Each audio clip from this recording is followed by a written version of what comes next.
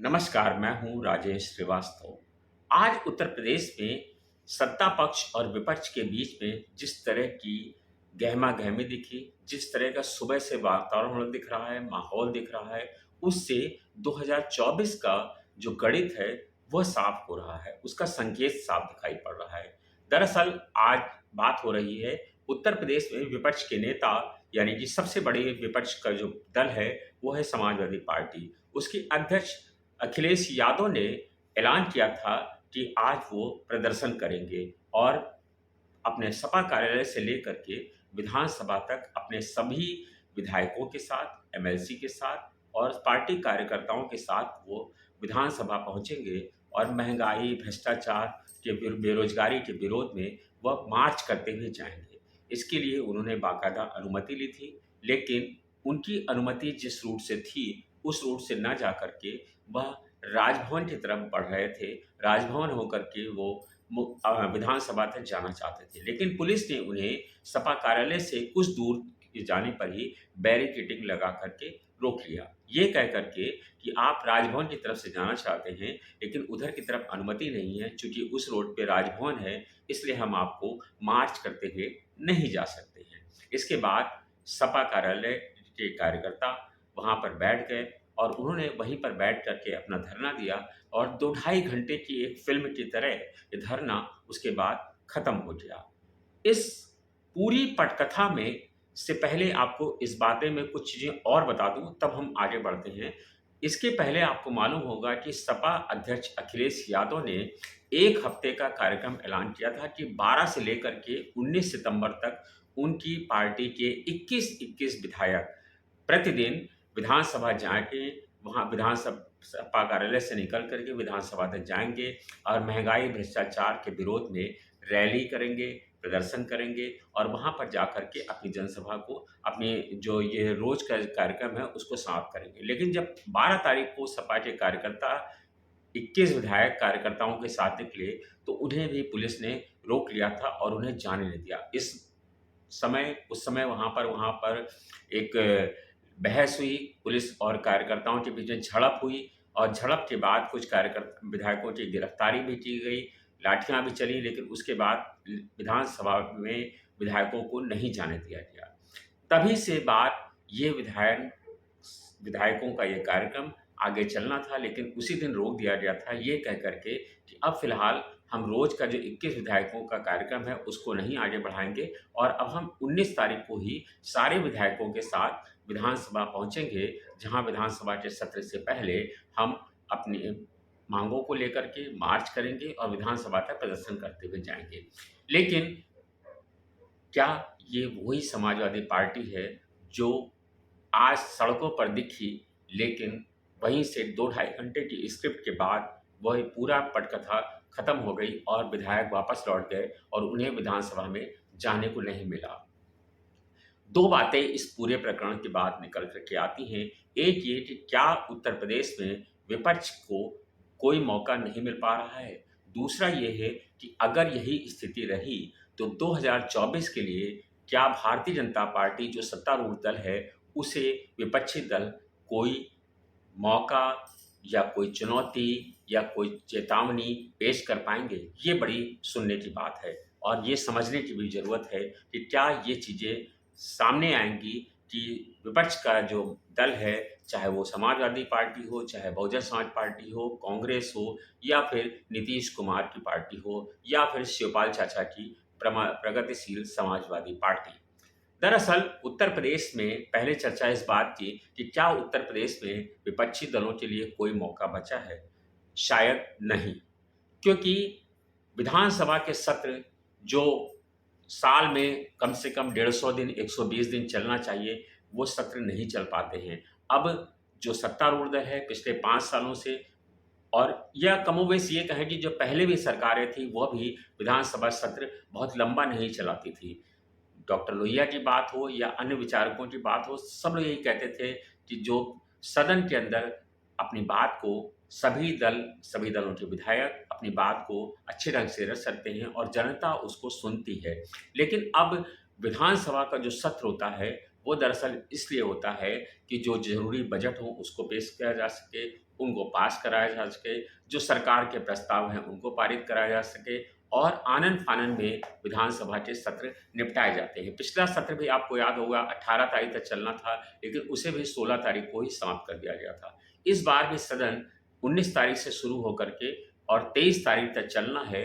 आज इस सदन का पहला दिन था, तो विधायक लखीमपुर के गोला के विधायक अरविंद गिरी के निधन के बाद श्रद्धांजलि देने के बाद उन्हें वो सत्र आज स्थगित कर दिया गया। कल से सत्र शुरू होगा, तो 20, 21, 22, 23 4 दिन ये सत्र चलेगा और हो सकता है कि ये 4 दिन की अवधि भी ये सत्र पूरी ना कर पाए। विधानसभा के अंदर सभी दलों को अपनी बात कहने का, अपनी मांगों को रखने का पूरा मौका मिलता है, पूरा फोरम मिलता है। लेकिन विधानसभा के अंदर विपक्ष के नेता अपनी बात नहीं रख पाते हैं या यूँ कहें कि उन्हें ये मौका नहीं मिलता है, जिसके चलते आज समाजवादी पार्टी सड़कों पर उतरी, क्योंकि समाजवादी पार्टी के अलावा और कोई भी दल का नेता इस स्थिति में नहीं है कि वो विधानसभा के अंदर अपनी मांग उठा सके। बहुजन समाजवादी पार्टी, जिसके पास सिर्फ एक विधायक है, आप जरा कल्पना करिए, एक तरफ 273 विधायक हैं, सत्ता है उसके हाथ में और सत्तारूढ़ दल है। उसके विरोध में कौन खड़ा है? बहुजन समाजवादी पार्टी की एक विधायक वाली पार्टी, कांग्रेस की 2 विधायकों वाली पार्टी और कांग्रेस समाजवादी पार्टी के पास 110 से ज़्यादा विधायक हैं। तो समाजवादी पार्टी और उसके सहयोगी दल सुभासपा, उसका सहयोगी दल रालोद, यही लोग हैं। रालोद के पास 8 विधायक हैं। तो ये जो 3 दल हैं मिलाकर के समाजवादी पार्टी के पास, यही आज इस स्थिति में है कि वो विधानसभा के अंदर अपनी बातों को उठा सकता है, लेकिन उसे भी मौका नहीं मिल पाता है। आखिर सवाल ये है कि विपक्षी के नेता अगर जाएँ तो जाएँ कहाँ? क्योंकि अगर वो सड़कों पर नहीं उतरेंगे और सड़कों पर उतरेंगे तो उन्हें पुलिस रोकेगी और पुलिस रोकेगी तो फिर आखिर वो अपनी बात कहाँ रखें? सदन में उन्हें मौका नहीं मिल पाता है और सड़कों पर पुलिस उन्हें उतरने नहीं देती है। और प्रदर्शन की बात करें तो कांग्रेस और समाजवादी पार्टी ही फिलहाल सड़कों पर उतरती हुई दिखी भी है कई मौकों पर। कांग्रेस ने भी कई मौकों पर, भले ही उसके पास संगठन कमज़ोर है, लेकिन उसने कई मौकों पर सड़कों पर उतर के प्रदर्शन किया। लेकिन समाजवादी पार्टी की बात करें, समाजवादी पार्टी लंबे समय से, बल्कि यूँ कहें कि चुनाव का जब चौथा चरण चल रहा था तभी से अखिलेश यादव ने निकलना कम कर दिया था। इसी के चलते आपको याद होगा उनका सहयोगी दल सुभाषपा है, यानी जो राजभर हैं, उन्होंने आरोप लगाया था कि हमारा नेता एसी रूम से नहीं निकलता है, इसी के चलते हमें चुनाव में हार का सामना करना पड़ा। कमोबेश यही आरोप भारतीय जनता पार्टी ने भी लगाए कि अखिलेश यादव ट्विटर खेलते हैं, अपने कमरे में बैठ करके, ड्राइंग रूम में बैठ करके वो पॉलिटिक्स करते हैं। जब इस तरह के तमाम सारे आरोप लगे, तब अखिलेश यादव ने इस भ्रष्टाचार, महंगाई, बेरोजगारी के विरोध में एक कार्यक्रम बनाया था और 12 तारीख से लेकर के 19 तारीख तक इसे सदन विधानसभा में प्रतिदिन 21 विधायकों को जाना था, मार्च करते हुए वहां जाकर के जनता की मांगों को रखना था। लेकिन वह 12 तारीख के कार्यक्रम के बाद स्थगित कर दिया गया और आज 19 तारीख को रखा गया। लेकिन आज भी समाजवादी पार्टी के विधायक सपा कार्यालय की रोड को पार नहीं कर पाए। इसका मतलब ये है कि अब विपक्ष के पास कोई मौका नहीं बचा है जहां वो जनता से जुड़े हुए मुद्दों को रख सके, जनता के मुद्दों को उठा सके, जनता की समस्याओं को रख सके, जिसको लेकर के लोग सुने। यानी कि अब ये साफ है कि सत्ता निरंकुश है और सत्ता पर आवाज़ उठाने वाला कोई नहीं है, सत्ता के विरोध में खड़ा होने वाला कोई नहीं है और वहाँ पर कोई भी जनता के मुद्दों को उठाने वाला नहीं है। यानी कि जो लोहिया जी कहा करते थे कि अगर सदन खामोश हो जाएगा, सदन खामोश हो जाएगा, सड़कें सुनसान हो जाएंगी, सड़कों पर सुनसान हो जाएगा, तो सरकारें बेलगाम हो जाएंगी। ये बात आज बिल्कुल सही उतरती हुई दिखाई पड़ रही है, क्योंकि दरअसल सत्ता बेलगाम है, उस पर कोई अंकुश नहीं है। क्योंकि जो सरकारें निर्णय तभी लेती हैं जब विपक्ष अपने मुद्दों को उठाता है, विपक्ष उस पर हावी होता है, विपक्ष प्रदर्शन करता है, विपक्ष की बातें सुनी जाती हैं। लेकिन आज वो कमोबेश मौका नहीं है कि विपक्ष की बातें सरकार सुने बैठ करके। वो मौका कभी हुआ करता था जब सदन में विपक्ष के नेता बोलते थे और सदन के नेता उसको सुनते थे। लेकिन अब वो मौका नहीं रहा और ना विपक्ष के पास अब वो बोलने की ताकत रह गई है। यहाँ एक और बड़ी बात आज आपको बता दूं, आज की एक सबसे बड़ी खबर ये है कि जो नरेंद्र मोदी सरकार को सबसे ज़्यादा चुनौती देती हैं विपक्ष की नेता, अब बात हो रही है ममता बनर्जी की, पश्चिम बंगाल के मुख्यमंत्री। आज उन्होंने बड़ा बयान दिया है और उस बयान से 2024 की राजनीति को भी समझा जा सकता है। उन्होंने आज ये बयान दिया है और कहा है कि जो ईडी है, सीबीआई है, ये सब जो भी कार्रवाई कर रही है, मुझे लगता है कि प्रधानमंत्री नरेंद्र मोदी को इसकी जानकारी नहीं है। अगर उसकी जानकारी होती तो वो सीबीआई और ईडी का इस तरह इस्तेमाल नहीं करते। ज़रूर उनके नीचे के बैठ के कुछ अधिकारी या कुछ नेता इस तरह का काम कर रहे हैं। ये छोटा बयान नहीं है, ये बहुत बड़ा बयान है। जब विपक्ष के नेता इस तरह का सवाल उठाते हैं कि ईडी का इस्तेमाल, सीबीआई का इस्तेमाल विपक्ष के नेताओं को दबाने के लिए, उन्हें खामोश करने के लिए, उन्हें चुप कराने के लिए जब किया जाता है, तब ममता बनर्जी ये बयान देती हैं कि नहीं, शायद प्रधानमंत्री नरेंद्र मोदी को ये मालूम नहीं है कि सीबीआई और ईडी का इस तरह से गलत इस्तेमाल हो रहा है। अगर मालूम होता तो वो इसको कतई नहीं होने देते। ये बयान दिखाता है कि शायद ममता बनर्जी के मन में मोदी के प्रति कुछ सॉफ्ट कॉर्नर पैदा हुआ है। भले ही इसकी परिस्थितियां पारसारथी सेन हो या कोई और हो, ये अभी फिलहाल समय के गर्भ में है। तब पता चल पाएगा कि वास्तव में ममता बनर्जी के पीछे किस तरह की सियासत है। लेकिन ये तय है कि अब 2024 के चुनाव में ममता बनर्जी और नीतीश कुमार, या फिर ये कहें कि अखिलेश यादव, या फिर कांग्रेस के राहुल गांधी, कोई भी मोदी को चुनौती देते हुए नहीं दिखाई पड़ रहा है। क्योंकि अगर वो चुनौती देता तो उत्तर प्रदेश का सबसे बड़ा राज्य है, जहाँ से हमेशा प्रधानमंत्री हुए हैं। जितने भी प्रधानमंत्री अब तक दिए गए हैं सब उत्तर प्रदेश ने दिए हैं। लेकिन आज उत्तर प्रदेश की बात करें तो उत्तर प्रदेश में कोई भी दल ऐसी स्थिति में नहीं है कि वो चुनौती दे सके। जिस दल से अपेक्षा की जा रही है कि वो प्रधानमंत्री नरेंद्र मोदी को 2024 के चुनाव में चुनौती देगा, वह दल इस समय भारत जोड़ो यात्रा पर निकला हुआ है, जहां उसकी सरकार सिर्फ 2 राज्यों में है और 3 जगहों पर उसकी सरकार बहुमत के साथ है। यानी कि ये कहें कि कांग्रेस आज संगठन से भी कमज़ोर है, कांग्रेस आज सरकारों से भी कमज़ोर है। ऐसी स्थिति में राहुल गांधी भारत जोड़ो यात्रा निकाल रहे हैं। ये भारत जोड़ो यात्रा नरेंद्र मोदी को कितनी चुनौती दे पाएगी, ये कहना बहुत अभी मुश्किल है। क्योंकि फिलहाल कांग्रेस की यात्रा के लगभग 10 दिन पूरे हो गए हैं। 150 दिन ये यात्रा निकलनी है। 12 राज्यों, 2 केंद्र शासित प्रदेशों से होकर के यात्रा निकलनी है। 150 दिन है, करीब 3500 किलोमीटर की ये यात्रा है। अभी फिलहाल बहुत बहुत लंबा समय बाकी है उनकी यात्रा का। लेकिन जिस तरह से राहुल गांधी ने 9 दिन की, 10 दिन की यात्रा निकाली है, अगर आप उस 9-10 दिन का अध्ययन करेंगे तो ये आप साफ पाएंगे कि ये यात्रा भारतीय जनता पार्टी के लिए बहुत चुनौती देती हुई नहीं दिखाई पड़ रही है। भारतीय जनता पार्टी के लिए सिरदर्द बनती हुई नहीं दिखाई पड़ रही है।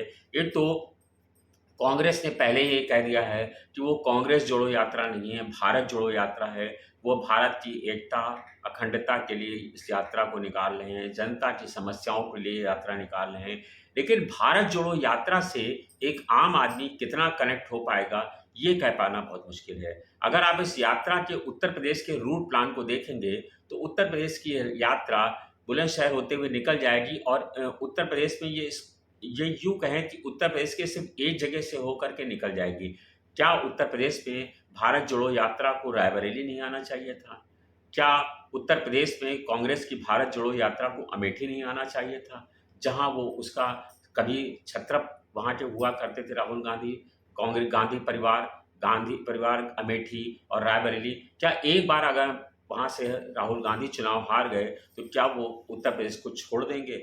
ये सवाल बहुत बड़े हैं और ये सवाल ये बताते हैं कि उत्तर प्रदेश में भारतीय जनता पार्टी को चुनौती देता हुआ कोई नहीं दिखाई पड़ रहा है। अगर बात करें समाजवादी पार्टी की, तो अब समाजवादी पार्टी में भी वो ऑरा नहीं रह गया है समाजवादी पार्टी अब पुलिस से डरने लगी है, यूँ कहें समाजवादी पार्टी को पुलिस ने रोक लिया। ये कहने और सुनने और बताने में और आपको समझने में भी शायद दिक्कत हो रही होगी, क्योंकि समाजवादी पार्टी वो है जो कभी पुलिस से नहीं डरती थी। इनके नेताओं को पुलिस ने कभी रोक नहीं पाई। जब नेताओं को रोकती थी, ये दीवार फाँद करके भाग जाते थे, ये रात में ही लापता हो जाते थे। लेकिन क्या अखिलेश यादव को आगे बैरियर तोड़ करके नहीं निकलना चाहिए था? जेल जाना चाहिए था, प्रदर्शन करना चाहिए था, लेकिन अब अखिलेश यादव उस स्तर पे प्रदर्शन करते हुए नहीं दिखाई पड़ते हैं। यानी कि यूँ कहें कि समाजवादी पार्टी अब कमज़ोर हो गई है, तो ये बड़ी बात नहीं होगी कि समाजवादी पार्टी ना सत्ता से लड़ सकती है।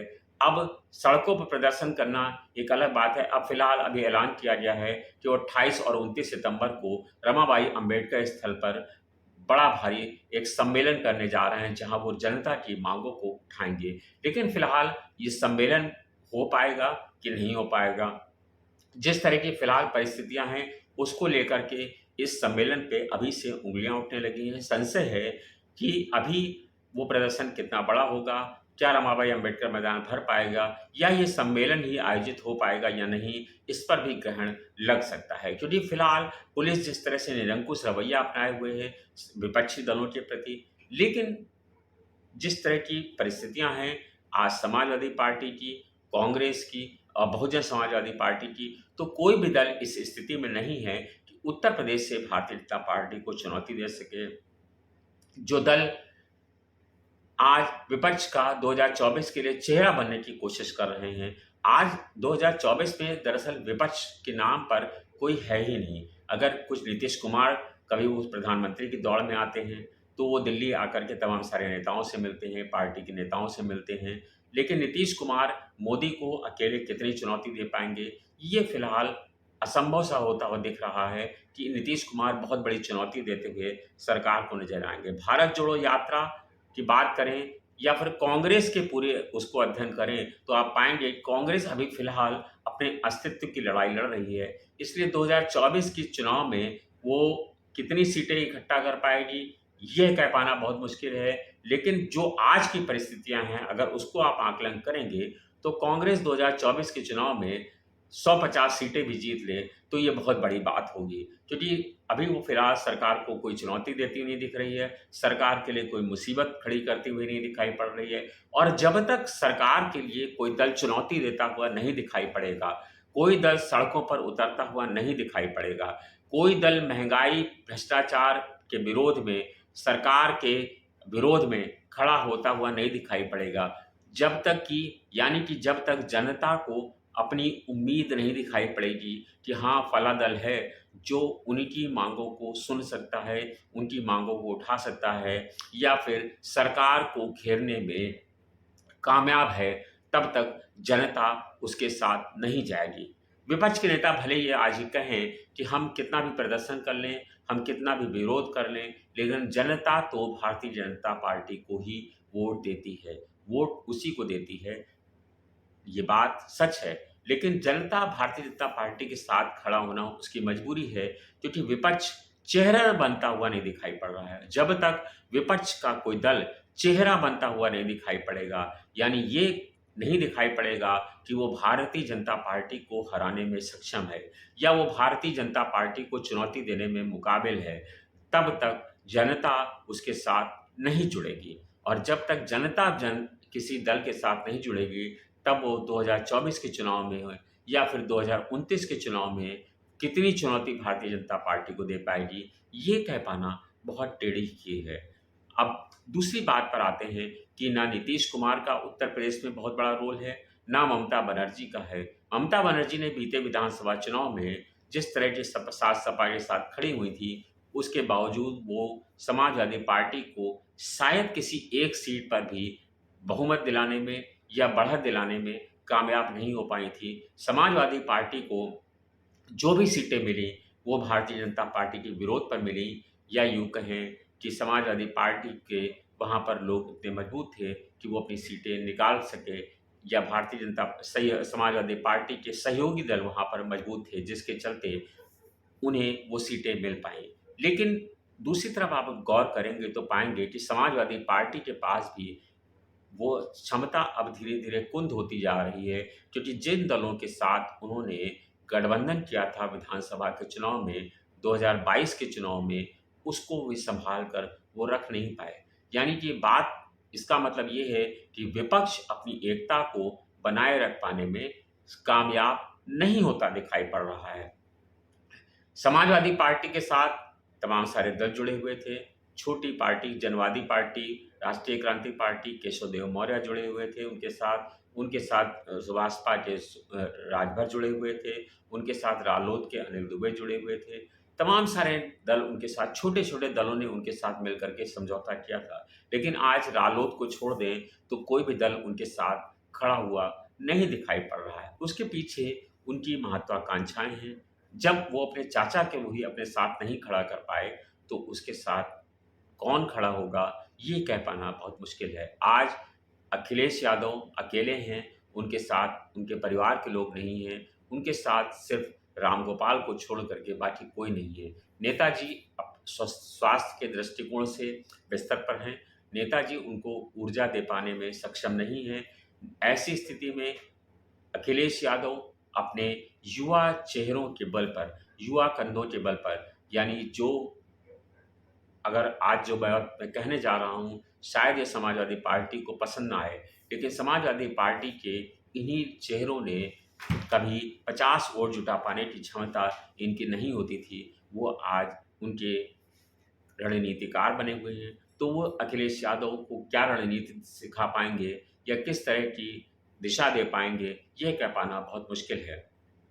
क्योंकि जब विधानसभा का चुनाव था, इन्हीं चेहरों ने समाजवादी पार्टी की छवि को बट्टा लगाने के लिए कोई कोर कसर नहीं छोड़ी थी। आपको याद होगा, तमाम सारी घटनाएँ हुई थी और तमाम सारे ऐसे बयान आते थे जिसके चलते समाजवादी पार्टी के वोटों का रुझान घटा। जो लोग भी विपक्ष में अखिलेश यादव के साथ खड़ा होना चाह रहे थे, उन लोगों ने अखिलेश यादव से भी दूरी बना ली थी। जब वो पुलिस को गाली दे रहे थे मंच से, आपको याद होगा, खुद अखिलेश यादव यानी सपा सुप्रीमो का बयान था। यानी कि अखिलेश यादव ने तमाम सारी गलतियाँ की विधानसभा के चुनाव में। कभी उन्होंने पुलिस को उल्टे-सीधे अपशब्द बोले, तो कभी उन्होंने कहा कि मैं अधिकारियों की सूची बना रहा हूँ। तो तमाम अभी उन्होंने हाल-फिलहाल में केशव प्रसाद मौर्य को, जो डिप्टी सीएम हैं, भारतीय जनता पार्टी के दिग्गज नेता हैं, उनको कहा कि आप 100 विधायक लेकर के आइए। तो ये जो जिस तरह के बयान आते हैं सपा के अध्यक्ष की ओर से, अखिलेश यादव की तरफ से, वो किसी परिपक्व राजनेता के नहीं दिखाई पड़ते हैं। इसका मतलब साफ है कि उत्तर प्रदेश में विपक्ष सत्ता पक्ष को फिलहाल कोई चुनौती देते हुए नहीं दिखाई पड़ रहा है और अखिलेश यादव जिस तरह की चुनौती पेश कर रहे हैं, जिस तरह की रणनीति बना रहे हैं, ये वो उसमें कितना कामयाब हो पाएँगे, ये कह पाना भी बहुत टेढ़ी चीज़ है। दूसरा सवाल सबसे बड़ा ये है कि उत्तर प्रदेश में अब विपक्ष को बोलने का कोई मौका नहीं मिल रहा है। चाहे वो कांग्रेस हो, चाहे वो बसपा हो, चाहे वो समाजवादी पार्टी हो। सदन में भी उन्हें अपनी बात रखने का ठीक ढंग से मौका नहीं मिल पाएगा, ये भी बिल्कुल तय है। क्योंकि सदन 4 दिन चलना है और 4 दिन के सदन में अखिलेश यादव कितना बोल पाएँगे, उन्हें कितना मौका मिल पाएगा। अगर हंगामा ज़्यादा होगा तो सदन स्थगित कर दिया जाएगा और उनके प्रस्तावों को पढ़ा हुआ मान लिया जाता है, जैसा पिछले लगातार सत्रों में होता रहा है। ऐसी स्थिति में विपक्ष को चाहिए कि वो अगर जनता के मुद्दों को उठाना चाहता है, तो वो हंगामा ना करे, बल्कि शांति से सवालों के माध्यम से सरकार को घेरता हुआ दिखाई पड़े। क्योंकि सरकार भी यही चाहती है कि विपक्ष प्रदर्शन करे, उसके बाद उनका बहिष्कार हो या फिर सदन स्थगित हो जाए। सरकार सदन कम से कम चलाना चाहती है और विपक्ष ये रणनीति अपना करके उसको देखें तो एक तरह से मदद ही करता है। विपक्षी दलों को चाहिए कि वो सदन में लगातार शांति से बैठें और सवालों के माध्यम से सरकार को घेरें, क्योंकि सोशल मीडिया बहुत तेज है। सोशल मीडिया और जो प्रिंट मीडिया है, इलेक्ट्रॉनिक मीडिया है, वो आपके सवालों को जनता तक पहुंचाता है। जनता चाहती है कि उसके मुद्दों को कोई सदन में उठाए। सिर्फ हंगामा करना आपका मकसद नहीं होता है। जब आप सदन में हैं और समाजवादी पार्टी ने जो आज प्रदर्शन किया है, जो 12 तारीख से सदन ने प्रदर्शन किया, सपा ने प्रदर्शन किया था, इस प्रदर्शन की टाइमिंग को लेकर के बहुत सवाल उठ रहे हैं। और ये जो टाइमिंग है, इसको लेकर के इसको लेकर के लोग संशय भी उठा रहे हैं कि आखिर जब सदन शुरू हो गया है, जब सदन 19 तारीख से तय है, सदन की डेट तय हो गई है, तब आपको प्रदर्शन करने की क्या ज़रूरत है? आप अपनी बात को सदन में अच्छे ढंग से कहिए, अपनी बात रखिए, अपने सवाल उठाइए, जनता से जुड़े हुए मुद्दों को उठाइए और सरकार को घेरिए और सरकार उस पर अपना जवाब दे। यही है विपक्ष का रोल। विपक्ष का रोल ये नहीं है कि सिर्फ़ हंगामा करना, नारेबाज़ी करना, प्रदर्शन करना, लेकिन अब शायद विपक्ष की यही रणनीति हो गई है और यही नियति हो गई है। इसी के चलते सत्ता पक्ष मशगूल है अपने कारनामों में, अपनी अपनी रणनीति बनाने में, अपनी तरह से प्रदेश को चलाने में, अपनी तरह से सरकार को चलाने में, अपनी मनमर्जी के मुताबिक शासन प्रशासन को चलाने में। और विपक्ष उसके सामने कोई चुनौती पेश करता हुआ नहीं नज़र आ रहा है, कोई समस्या खड़ी करता हुआ नहीं नज़र आ रहा है। विपक्ष आज सिर्फ हंगामे का नुमाइंदा बन गया है और प्रतीक बन गया है, चाहे वो अखिलेश यादव हों, चाहे वो कांग्रेस की अनुराधा हों, चाहे वो बहुजन समाज पार्टी का एक विधायक हो। क्योंकि अब सदन में विपक्ष के पास दरअसल वो ताकत नहीं रह गई है कि सरकार झुक सके। सरकारें तब झुकती हैं जब विपक्ष के पास संख्या बल बहुत होता है, क्योंकि विपक्ष में सदन में हौसला नहीं देखा जाता है, सदन में ताकत देखी जाती है कि किसके पास ज़्यादा सिर हैं। जब 273 सिर भारतीय जनता पार्टी के पास हैं, तो 110 वाला उसका क्या बिगाड़ लेगा, 2 सीट वाला उसका क्या बिगाड़ लेगा और 1 सीट वाले की तो नज़र ही नहीं आएगा।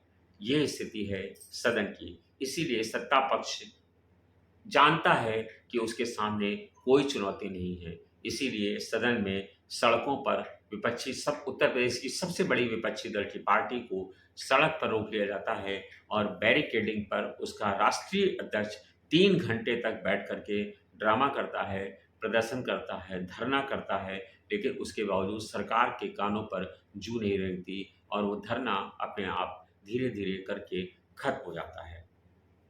कुल मिलाकर के देखें तो ये जो तरीका है या ये जो पूरी तस्वीर बन रही है, आज जिस तरह की तस्वीर दिखाई पड़ी है, उससे साफ हो जाता है कि उत्तर प्रदेश में 2024 को लेकर के जो तैयारी चल रही है, दरअसल इन दिनों आप देखेंगे तो सभी दल प्रदेश की राजनीति से ज़्यादा केंद्र की राजनीति में इंटरेस्ट ले रहे हैं।